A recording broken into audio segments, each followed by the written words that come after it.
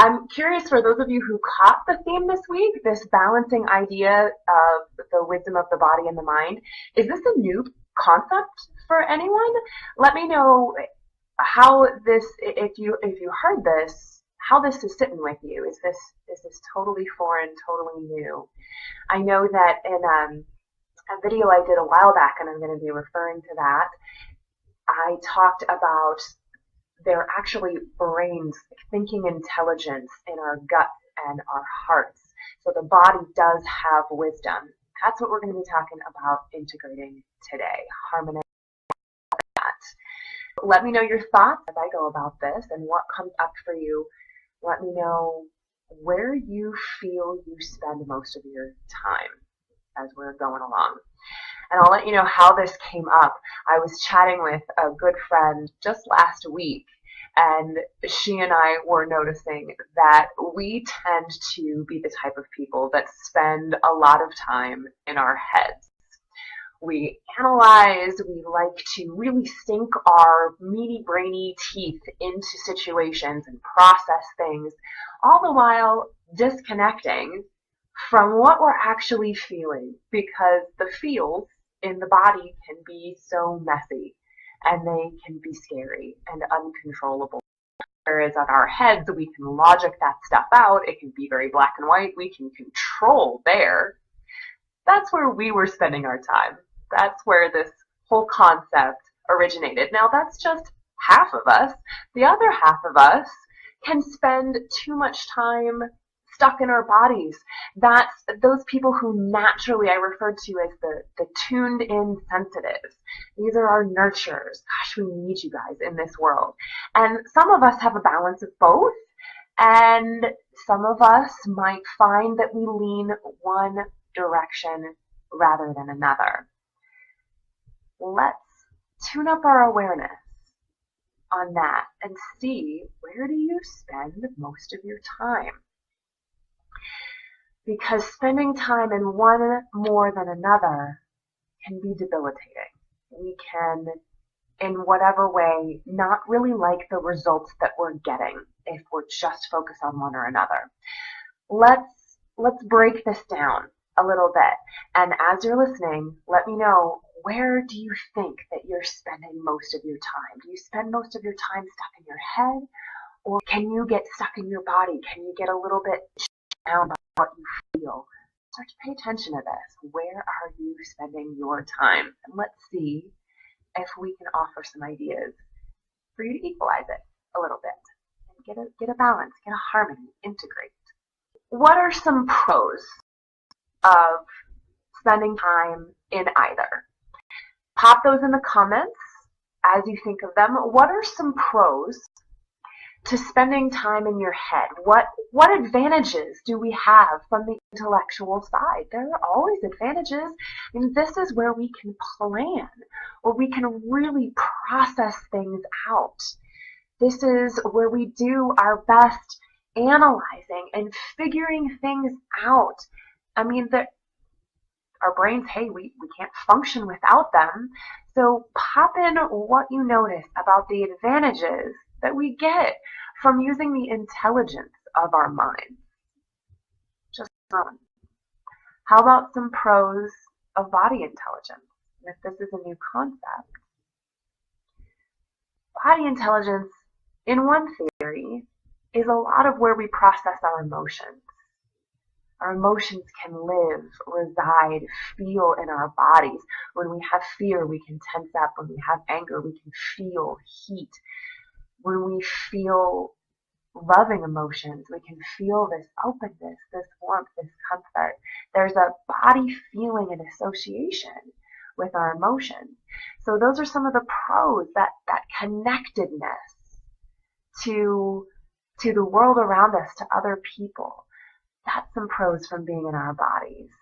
What are some other ones that you can think of? I'm just generating a brainstorm here. What about cons of staying only in one? What could be some limitations of just our mind intelligence, or just operating from our body? How could that set us back? some ideas could be that if we spend too much time in our minds, that's when our brains tend to use us. Rather than us using them, it's like we're totally identified with our thinking, with that brain process, and that's all we associate with. And so the mind tends to run us. Eckhart Tolle has a wonderful teaching on this. If you're familiar with his work, he's great at breaking down how to get out of your mind and not let the mind use us, to start to be able to observe the mind from another perspective. So that's a con of operating only in the mind intelligence, is that it can use us. Either way, too much of one is going to get us stuck. We're either stuck spinning in our thoughts, spinning in our heads, not able to move forward, take action. We're just stuck spinning. Or if we're too much in our bodies, we're stuck feeling debilitated by those emotions where we can be frozen. That's where the fight, flight, or freeze, and there are some others. That's where that can come in, where we can get really too stuck. Obviously, sometimes these things are useful. I'm just talking about if we do too much of one thing without having the balance, if we do over-focus on any one other than the other and bringing the other in. The idea behind learning that there are other ways to go about this would be to create that harmonized approach where we can use the wisdom of both the body and the mind. Why is that important? Well, first of all, they both have wisdom. They're both important. In that video that I chatted about a little while back when we talked about intuition, I referred to the fact that our guts actually do some thinking. They send messages to the brain. Our hearts absolutely send signals out. So they have memory and intelligence. That's just in our body. Let me know if this is new to you guys. There's a fascinating group, the Institute of Heart Math, that has some amazing research and articles on the wisdom and the power of our hearts. So I'll just plant that seed for when you guys want to do your own research on that. But the heart, the gut, they have intelligence. They have thinking intelligence and memory. They are communicating to the brain and sending signals. So there is just mind intelligence at work here in our bodies. Hearts, gut, brains. Integrating all of those with the idea that we are whole humans, not compartmentalized beings. If we want to live and play full out and connected, it really is about accessing all of the wisdom that we are. As a side, we're only talking about 2 parts today. There are other parts to us that I won't go into today, but today we're focusing on the wisdom of the body and the mind. That's whole thing, integrate all of that. How do we do this? First, notice where you tend to spend most of your time. What is your go-to? Is your go-to spending time in your head and processing things? Is your go-to feeling things through? Pop in the comments. I'd love to hear, who are my thinkers? Who are my feelers? I'd love to know where you guys spend most of your time. It's very interesting to see where we all fall out. I think I tend to spend most of my time processing in my head. It's safer there for me. But I'm learning to tap in, to not avoid, and we'll go into that. So once you notice what your go-to is and where you like to spend that time, how do you work towards integrating the other part? Let's talk about some ideas for how to beef up that other part. Let's start with beefing up the mind. If you're one of those who spends a lot of time in your body, my nurturers, my sensitives, how do you balance that and integrate a little bit of your mind intelligence to give you a break to make sure you're equalized, or if you're getting debilitated in the other way. Anything that is an intellectual pursuit. This is where you can spend time learning something new, where you can spend time reading. Now, reading can be a little bit of both, but if you're really learning something new and activating that brain, that's tuning into that logic. Whenever you can do puzzles like crosswords, anything that makes you think, that will balance out that side of you. How about debating, analyzing, getting into those meaty discussions with people where you present, well, sometimes if they get too meaty, I guess our feels can get involved, but analyzing, debating, processing things through, planning. Lori says she's all over the place. In your head with other people, soaking up nature. Depends on what's around me and what you need at the time. Yeah, and some of us have the ability to tap into both, and it's just timing or the situation that might make us lean one way or another. Neither is bad and wrong. It's just making sure that we have access to both. What are some other ways to beef up those intellectual pursuits? Anything that can create a routine, something steady, anything that's logical, this gradual increase of something. Let me know your ideas. And let's also talk about some ways to beef up those body responses. So if you find that you're spending a lot of time spinning in your head, you disconnect from your body to analyze things because you don't want to feel it. Well, gradually and slowly, you can spend time tapping into your body. Anything that is physical, dancing, yoga, any way that you move your body, any way that you rest your body, relaxing, engaging your hands, knitting, sculpting, painting, baking, anything that engages that body. Check on my comments here. Planning art. You're very funny. You're very funny. Maybe that means you spend most of your time in your body. What do you think? What do you feel? What do you notice? Planning is an icky thing. Does that mean that you're spending more time connected? Beefing up those body responses, anything that you can do to take care of your body. Giving yourself the gift of a healthy meal or a snack. Nature. Connecting to animals. That grounds us in our bodies, for sure. Pay attention to your body. Instead of just paying attention to your thoughts. What is the body communicating? Can you feel which parts of your body get stimulated when you feel a certain emotion? Notice. Tap into that. Get curious about it. What messages might it bring? Learn ways of releasing it. Animals are great releasers. My friend Devon, who does some wonderful equine coaching that I can refer you all to, is fabulous at explaining how horses release energy with their bodies. They do some licking and chewing. They can do some yawning. They can shake their bodies. They can roll to release energy. These are all ways to kind of release, whether it's emotions or tension. Dogs do this too. I saw a little blip about how dogs can shake after an intense situation.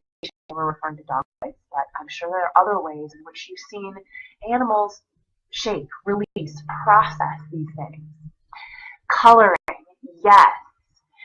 Coloring is a wonderful way to tap into the body. It's a little bit more with the feels. Now, does it cross over? Because there are some crossovers. Like, can you believe I haven't mentioned meditation yet? Why did I save it to the end? Maybe it's both. Maybe that's a great way to beef up the intellectual pursuit and the feeling pursuit. Aha. Funny how that works. What do you think about journaling? Which side does that fall on? Would you use journaling to beef up an intellectual pursuit or a feeling body pursuit? Both. right? If you're really stuck in your field and in your body, could you jot stuff down and get it intellectualized in your mind? Absolutely. If you're spinning in your thoughts, can journaling be a great way to channel and tap into what you're actually truly feeling? Interesting ways that we can tune up both.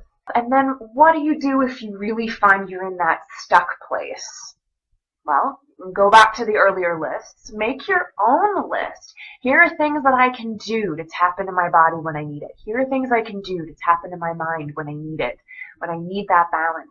Have your list so that you can, if you get in that place of being stuck, that you can easily access, and it's a no-brainer or a no-feeler to pull it out and be able to help yourself out in those moments where it gets a little bit too intense. Any of these that we've already mentioned can be resilience strategies. But that's all that it's about, is just increasing your resilience in these areas.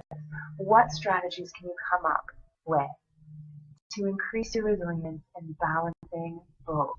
If you're really stuck in your body and how you feel, and it's debilitating, those emotions, can you educate yourself on what's going on with you?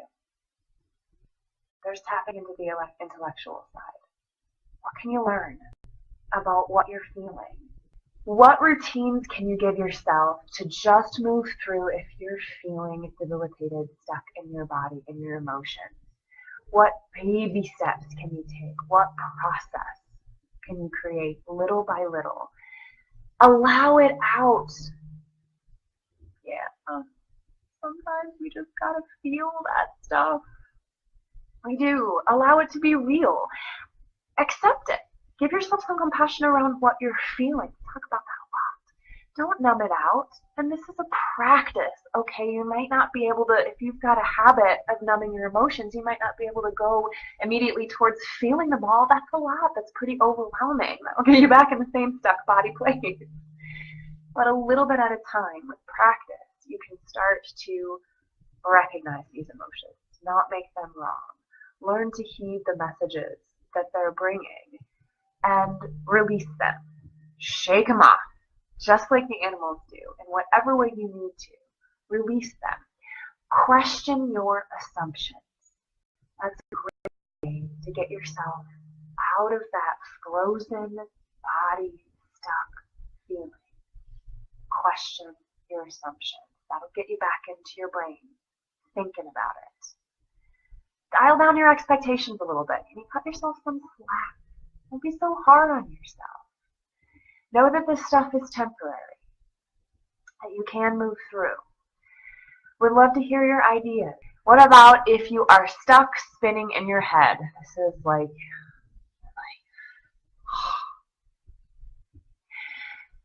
so for me, when I'm stuck spinning in my head, some of the simplest things can get me taking a break and tap into my body.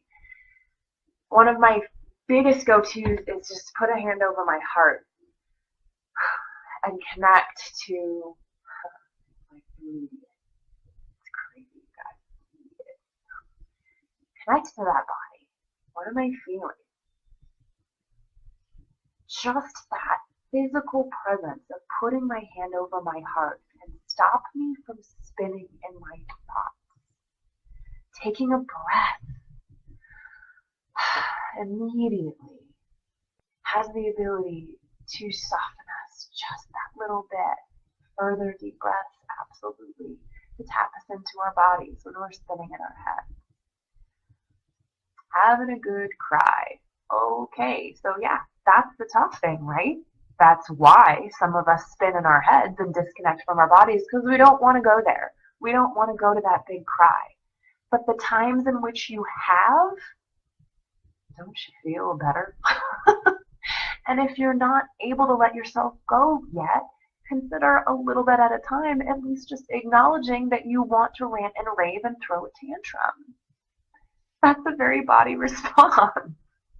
It's not a well out intellectual response to rant and rave and slam your fists on the ground. It's a body response. Drinking water. Sometimes we forget to nurture ourselves, our bodies, when we're spinning in our heads. So taking the time to do the body things that we need to take care of in order to keep moving through, those are important. Anytime we can think about letting go of the trying so hard, and just getting into the flow. It's really tough for those of us who spend time in our heads because we want to control, we want to fix, we want to black and white and logic everything out. But even just recognizing that there could be a flow to life that we don't have to control all the time, as hard as that is.